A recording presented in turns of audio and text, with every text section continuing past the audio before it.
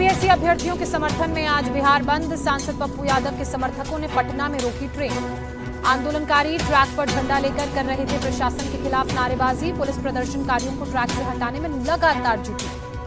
प्रशांत किशोर के आमरण अनशन में शामिल लोगों ने गाए गीत। सरकार के रवैये के प्रति जताया विरोध। बीपीएससी छात्रों के समर्थन में धरना दे रहे प्रशांत किशोर के खिलाफ एफआईआर दर्ज। प्रशांत किशोर ने कहा, प्रशासन अपना समय बर्बाद कर रहा है। पटना के गांधी मैदान में प्रशांत किशोर के अनशन पर एसडीएम गौरव कुमार का बयान। कहा, पटना हाईकोर्ट के आदेश के अनुसार केवल गर्दनी बाग में ही दे सकते हैं धरना। दिल्ली एनसीआर में कोहरे ने लगाई रफ्तार पर लगाम। विजिबिलिटी 0। सुबह लाइट जलाकर लोग चलने को मजबूर।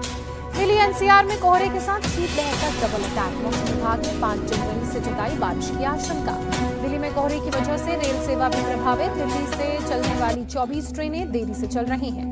दिल्ली एयरपोर्ट पर घने कोहरे का असर नजर आया। लो विजिबिलिटी की वजह से दिल्ली आने जाने वाली फ्लाइट्स में यात्रियों को हो रही परेशानी। गाजियाबाद मेरठ रोड पर भी गाड़ियों की रफ्तार धीमी। घने कोहरे की वजह से सावधानी से चलाई जा रही है गाड़ियां। प्रयागराज के कई हिस्सों में छाया घना कोहरा। शीतलहर का कहर, तापमान में गिरावट दर्ज। सुबह सुबह लोग अलाव का सहारा लेकर नजर आए। वाराणसी में भी शीतलहर के कहर की वजह से लोगों को हुई परेशानी। घना कोहरा भी परेशानी बढ़ाना, विजिबिलिटी भी लो, गाड़ियां भी चालक धीरे चला रहे हैं। ग्वालियर में शीतलहर ने बढ़ाई लोगों की परेशानी। ठंड के साथ कोहरे की वजह से सड़कों पर धीमी हुई गाड़ियों की रफ्तार। जयपुर में कपकपाती ठंड से बचने के लिए लोग ले रहे हैं अलाव का सहारा। कोहरे की वजह से लोगों को बाहर निकलने में मुश्किल। जम्मू कश्मीर के श्रीनगर में लगातार बर्फबारी से गिर रहा पारा। ठंड ने बढ़ाई लोगों की परेशानी। सड़कों के किनारे लोगों ने अलाव जलाए। श्रीनगर में चारों तरफ दिख रहा बर्फ ही बर्फ। तापमान में गिरावट के बाद डल लेक में भी बर्फ की मोटी परत जमी। झील में शिकारा की रफ्तार पर ब्रेक लगा। कुपवाड़ा में सीजन की पहली बर्फबारी।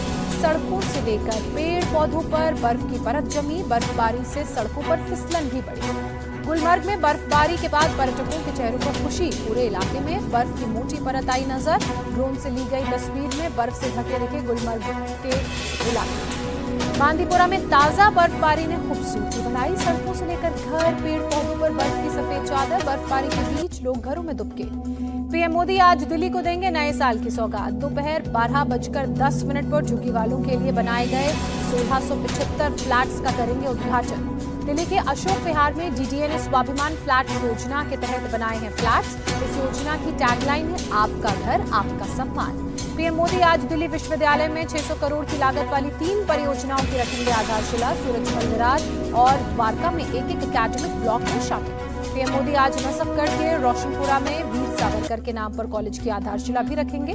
दिल्ली विश्वविद्यालय के वीसी योगेश सिंह ने दी जानकारी। योगेश सिंह के मुताबिक वीर सावरकर कॉलेज का डेटा साइंस पर फोकस होगा। शिक्षा के लिए तमाम आधुनिक सुविधाएं मुहैया कराई जाएंगी। पीएम मोदी ने बरकरार रखी अजमेर शरीफ दरगाह में चादर भेजने की परंपरा। गरीब नवाज हजरत ख्वाजा मोइनुद्दीन चिश्ती के 813वें उर्स के मौके पर भेजी पीली चादर। केंद्रीय अल्पसंख्यक कार्य मंत्री किरण रिजिजू 4 जनवरी को दरगाह में पेश करेंगे चादर। अजमेर दरगाह के खादिम हाजी सलमान चिश्ती ने किया स्वागत। दिल्ली की मंदिर राजनीति में नया मोड़। एलजी वीके सक्सेना के मुताबिक पूर्व सीएम अरविंद केजरीवाल ने 2016 से 2023 के बीच 23 मंदिरों को गिराने की दी मंजूरी। सीएम आतिशी के आरोपों के जवाब में एलजी ऑफिस ने डेटा जारी किया। बताया, 8 फरवरी 2023 को पूर्व सीएम अरविंद केजरीवाल ने खुद करावल नगर के 7 और न्यू उस्मानपुर के 2 मंदिरों को तोड़ने की सिफारिश की थी। एलजी ऑफिस के डेटा के मुताबिक 23 जून 2016 को तत्कालीन गृह मंत्री सत्येंद्र जैन ने दिल्ली के अलग अलग हिस्सों में 8 मंदिरों को तोड़ने की मंजूरी दी थी। बीजेपी के प्रदेश अध्यक्ष और राष्ट्रीय परिषद सदस्य का होगा चुनाव। बीजेपी ने चुनाव अधिकारियों के नामों का ऐलान किया।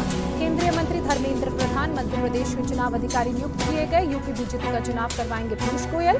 भूपेंद्र यादव को मिली गुजरात की जिम्मेदारी। विनोद तावड़े छत्तीसगढ़ और मनोहर लाल खट्टर बिहार के चुनाव अधिकारी नियुक्त किए गए। केंद्रीय गृह मंत्री अमित शाह का बिना नाम दिए पीओके पर बड़ा बयान। कहा, हमने कश्मीर में जो कुछ गंवाया है वो जल्द ही हमारा होगा।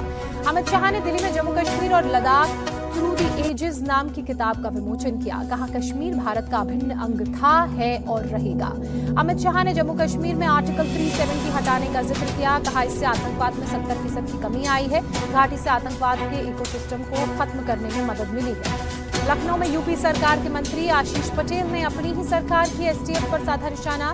कहा, तुम पैर में गोली मारते हो, हिम्मत है तो मेरे सीने पर गोली मारकर दिखाओ। गैंगस्टर गोल्डी बरार ने पंजाब की एंटी टास्क फोर्स के डीएसपी को धमकी दी। ग्रुप के खिलाफ मुखबिर की तैनाती को लेकर धमकी भरा ऑडियो जारी किया। यूपी के गाजियाबाद की सोसाइटी में आग लगी। मौके पर पहुंची फायर ब्रिगेड की टीम ने आग पर काबू पाया। यूपी के मथुरा में पुलिस और बदमाशों के बीच मुठभेड़। पुलिस के रोके जाने पर बदमाशों ने की फायरिंग। जवाबी कार्रवाई में बदमाशों के पैर में लगी गोली। जयपुर में सिख समाज के नगर कीर्तन कार्यक्रम में एक बेकाबू कार घुसी। एक बच्चा सहित कई लोगों के घायल होने से लोगों का भड़का गुस्सा। पुलिस ने ड्राइवर को पकड़ा। गुजरात के सूरत में मंदिर के बाहर बैठी बुजुर्ग महिला को बेकाबू कार में कुचला। महिला की मौके पर मौत। पूरी घटना सीसीटीवी में कैद। मुंबई से सटे ठाणे में बीच सड़क पर पलटा ट्रक। सड़क पर ट्रैफिक जाम से हालात खराब। उत्तर प्रदेश में बुलंदशहर के सिकंदराबाद में अवैध निर्माण पर प्रशासन का बुलडोजर चला। पुराने जीटी रोड में कई दुकानों और मकानों के सामने का अवैध निर्माण तोड़ा गया। यूपी के सीतापुर में सपा नेता इकबाल अंसारी की दुकान पर प्रशासन का बुलडोजर चला। मंदिर की जमीन और कॉलेज के रास्ते में बनाई गई थी दुकान। सीतापुर के सदर तहसील में इकबाल अंसारी की दुकान को 11 दिसंबर को गिराया गया था। दोबारा किया गया था अवैध दुकान का निर्माण। गोरखपुर दौरे पर सीएम योगी आदित्यनाथ अपने आवास पर रुद्राभिषेक और हवन पूजन किया। उज्जैन पहुंचे केंद्रीय मंत्री संजय सेठ। महाकालेश्वर मंदिर में दर्शन कर बाबा महाकाल का आशीर्वाद लिया।